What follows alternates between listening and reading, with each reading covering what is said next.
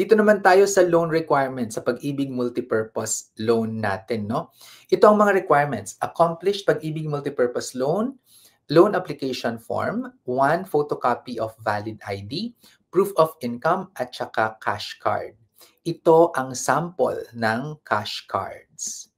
If applying online via the virtual Pag-ibig, kailangan ng selfie photo showing a valid ID and a cash card.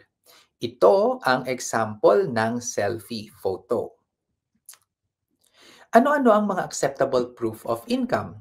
Kung ikaw ay employed, kailangang i-accomplish ng employer mo ang Certificate of Net Pay portion sa likod ng application form. Another alternative ay isumite ang photocopy ng latest 1-month payslip na authenticated ng authorized signatory ng iyong employer. Para sa mga self-employed, alinman sa mga sumusunod ang proof of income mo: income tax return, audited financial statements, at official receipt for tax payment from bank. Dapat ding may DTI registration at mayor's or business permit.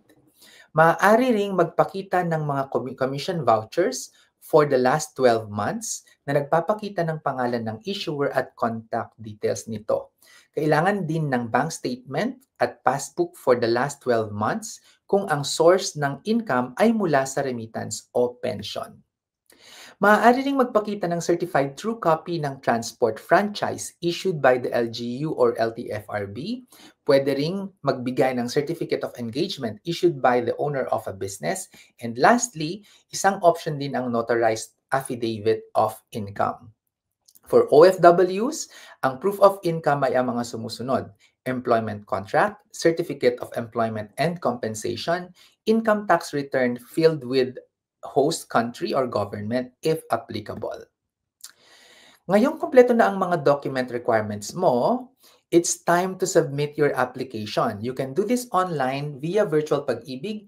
I-upload ang accomplished loan application form at mga requirements. Pwede ring over the counter or sa Pag-ibig branch through your employer or ikaw personally. Ako si Sir Vince, ang inyong financial guru, nagsasabing ang pagyaman na pag-aaralan at napagtutulungan.